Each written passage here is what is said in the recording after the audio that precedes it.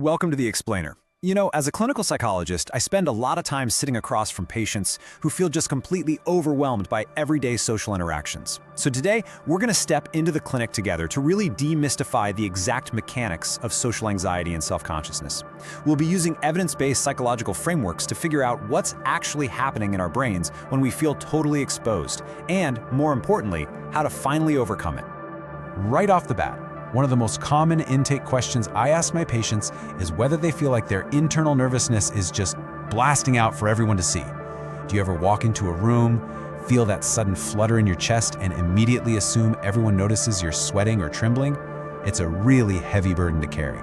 But understanding why our minds play these tricks on us is absolutely the first step towards real clinical relief.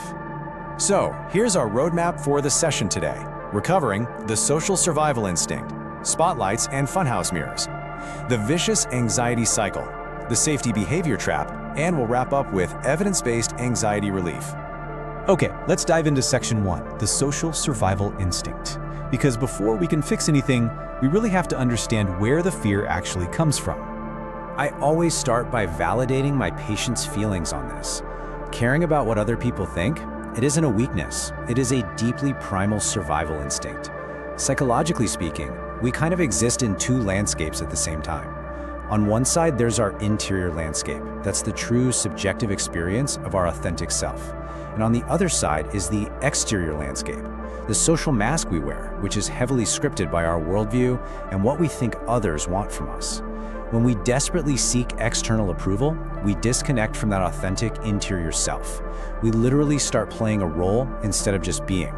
Let's trace how this built up across human history. 100,000 years ago, group inclusion was quite literally a matter of life or death, right? If the tribe left you behind, you were eaten by predators. End of story. Fast forward a bit to 1902, and we start conceptualizing this socially with the looking glass self. By 1999, psychologists officially coined it the spotlight effect.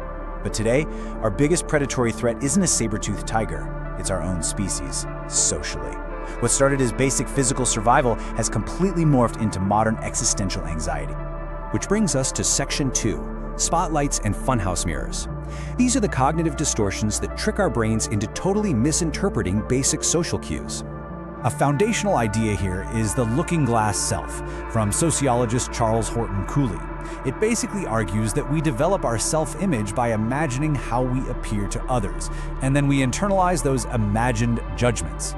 Think of this like a giant funhouse mirror. We don't actually see ourselves accurately in social situations. Instead, we just see this warped, exaggerated reflection based entirely on our own imagined version of other people's judgments. Building on these simple analogies, let's look at the spotlight effect. This is a massive cognitive bias where we drastically overestimate how much people are noticing us. If the looking glass self is a funhouse mirror, the spotlight effect is like really faulty stage lighting. You walk into a party or a meeting and you feel like this glaring, harsh spotlight is tracking your every minor mistake or awkward pause. But the reality? The audience's attention is entirely divided. Honestly, everyone is mostly just focused on themselves. And that leads us straight into a crucial clinical concept, the illusion of transparency. This is the totally false belief that your internal mental state is perfectly visible to onlookers. In my practice, I see this all the time. Patients assume that because they feel a sense of internal dread, their nervousness is completely transparent to everyone around them. They think their anxiety is like physically loud. In reality, people are terribly bad at reading our internal states, and your anxiety is almost never as visible as it feels to you. All right, section 3, the vicious anxiety cycle.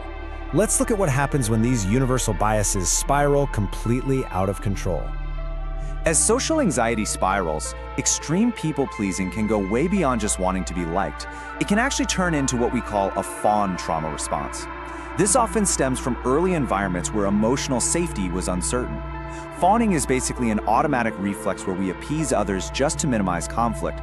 We literally abandon our own boundaries to survive a perceived emotional danger, clinging to relationships at a really high personal cost.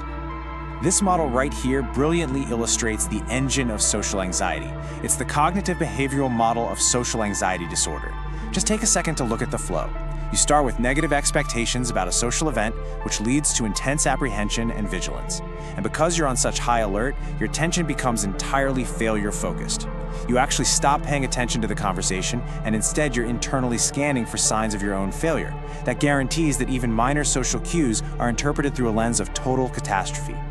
Notice the magnifying glass in the model. In cognitive behavioral therapy, we call these amplifying cognitions. Basically, these are false, deeply held beliefs that tell you a minor mistake, like maybe a mispronounced word or a slight blush, equals total social failure and rejection. It's an internal magnifying glass that takes a tiny, normal error and blows it up into immense shame. Let's move to section 4, the safety behavior trap. We need to examine the sneaky little behavioral traps we set for ourselves to manage all this intense discomfort. When we feel socially threatened, we deploy safety behaviors. Take a look at this list. Have you ever clenched your hands to hide a tremor? Or completely avoided eye contact by staring at the floor? Maybe you grip a drink at a party just to give your hands something to do. Or you talk incredibly fast to avoid an awkward silence. These are incredibly common coping mechanisms. So here is the absolutely crucial point.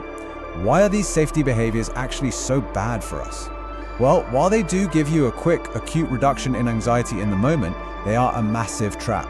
They act like a heavy weight holding you back from real confidence, because they create the illusion of a lucky escape. You leave the party thinking, phew, I only survived because I avoided eye contact and hid my trembling hands. They prevent you from learning the most important truth, that the social situation was perfectly safe to begin with, and you would have been fine even without them. Which brings us to our final section, Section 5, Evidence-Based Anxiety Relief. How do we clinically treat this vicious cycle and practically reduce this self-consciousness? Proper clinical cognitive behavioral intervention requires a structured approach. First, we identify and challenge those magnifying glass thoughts, the amplifying cognitions. Second, and honestly, this is the hardest part, we eliminate all in-situation safety behaviors. You literally have to drop the shield. Third, we practice exposure, entering social situations completely stripped of those crutches. And finally, we objectively evaluate what happened. By dropping the safety behaviors, you actually allow yourself to realize that your feared catastrophes simply do not happen. And the data behind this is incredibly encouraging. Research shows that just 12 sessions of structured cognitive behavioral group therapy can be highly effective. Not only does it provide acute relief, but it shows fantastic results for maintaining long-term relief from social anxiety disorder. You absolutely can rewire how you experience the social world. It's totally possible. As we wrap up this explainer, I want to share a perspective that I find just incredibly powerful. We've been disapproving of ourselves our entire lives without much success. Why not start approving of ourselves and see how that works out? Stepping out from the oppressive, imagined gaze of others gives us the true existential freedom to reclaim our own self-worth. You are enough, exactly as you are. So, I'll leave you with this final thought to reflect on as you navigate your own social landscapes this week. What would your authentic self actually look like? And how would it feel if you finally stopped performing for the funhouse mirror? Thank you so much for exploring this clinical framework with me today. Try using these tools, challenge yourself to drop those safety behaviors, and I'll catch you in the next explainer.